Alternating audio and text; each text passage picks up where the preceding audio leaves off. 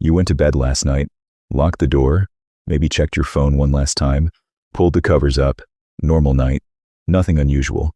But sometime around 2 or 3 a.m., while you were completely unconscious, a copperhead snake slid under your door, or through the gap in your basement wall, or the crack in your window frame you keep saying you'll fix. It moved silently across your floor, following a heat trail that led it directly to your bed.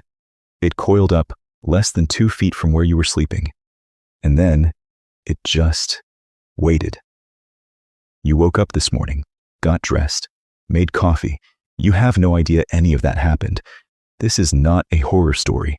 This is not a worst-case scenario. This happens regularly to people in normal houses, normal neighborhoods, normal lives. And the only reason you're watching this right now is because that snake made a decision you had zero control over. Don't you want to know what that decision was? Let's talk about the copperhead. If there's one snake that perfectly represents the nightmare of this situation, it's the copperhead, Echistrodon contortrix, found in 28 states, the most frequently biting snake in the entire country. Not the most deadly, but the most likely to actually sink fangs into a human. They're responsible for more snakebite cases reported to U.S. poison control centers every single year than any other species. And here's the part that makes them perfect for this conversation. They love houses, not forests, not swamps, houses, suburban neighborhoods, garages, basements, the gap under your porch, the pile of leaves against your foundation you haven't cleared since October. Copperheads don't avoid human spaces. They are actively attracted to them because human spaces mean warmth, shelter, and rodents. Everything a copperhead needs to thrive. They are also, and this is important, almost perfectly camouflaged against hardwood floors, carpet edges, and dark corners. You could walk past one 3 times and never see it.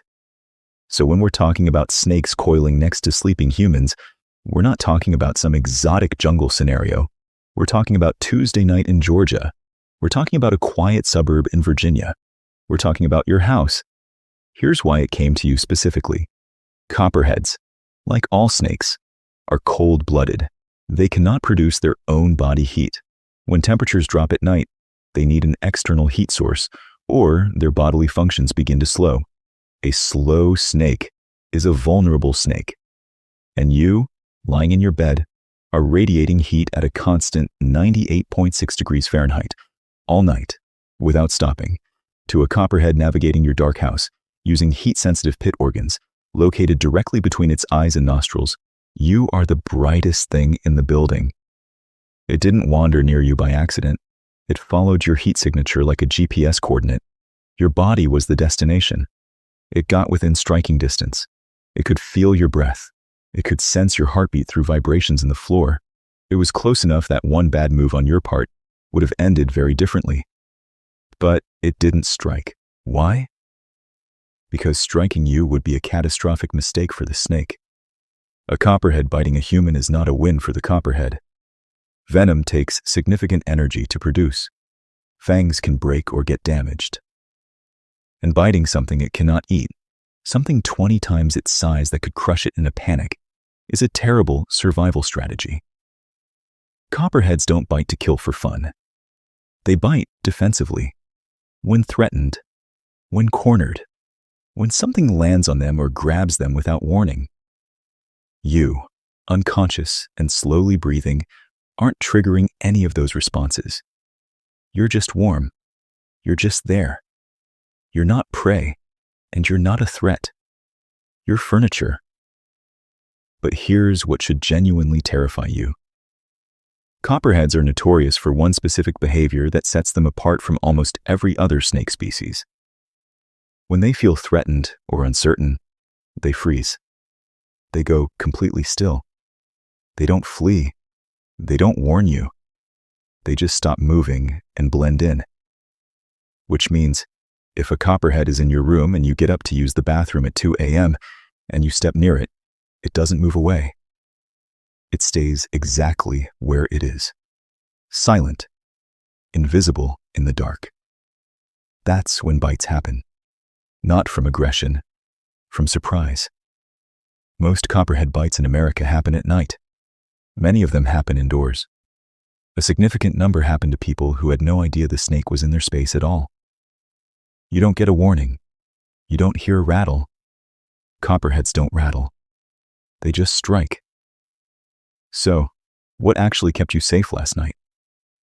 3 things working quietly in your favor. Your movement. Even deep sleepers shift constantly. To a cautious snake, a randomly moving giant is deeply unpredictable. Unpredictable means dangerous. Dangerous means stay still and wait for it to stop. Your size. You cannot be eaten. No hunting instinct fires. You're not prey. You're just an obstacle that generates heat. Your smell. You smell like soap, synthetic fabric, processed food, and chemicals that have no equivalent anywhere in the natural world. To a snake's highly sensitive sensory system, you are confusing and strange. Strange means caution. Caution means don't engage. Those 3 things were standing between you and a copperhead strike while you slept. Not a wall, not a door. Just biology doing quiet math in the dark. Here's what you should actually do with this information. Seal the gaps. The crack in your foundation, the space under your door, the gap in your window frame. These are entry points. Copperheads can fit through a gap the width of a pencil. Clear the clutter around your house. Wood piles, leaf piles, overgrown grass against your walls. These are Copperhead hotels.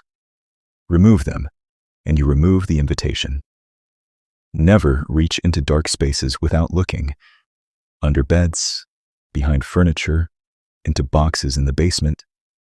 A copperhead sitting still in the dark looks like nothing, until it doesn't. And if you wake up and something feels wrong, move slowly. Don't throw your covers off in a panic. Don't jump out of bed in the dark. Move deliberately and turn a light on first, because the snake that came in last night for warmth is going to leave the same way it came in, quietly, without drama, unless something startles it on the way out. You survived last night. You'll probably survive tonight, but probably just became a lot more interesting now that you know what probably actually means. You don't usually think about what's moving in the dark when the lights are off, but now you know how close silent can actually be. Most dangers don't announce themselves. They just exist until you notice too late. So next time you step into a dark room, pause for a second. Look closer than you normally would, because awareness is the only real difference between risk and safety. If you want more videos that expose the hidden side of everyday life like this, subscribe and stay tuned. You won't look at normal nights the same way again.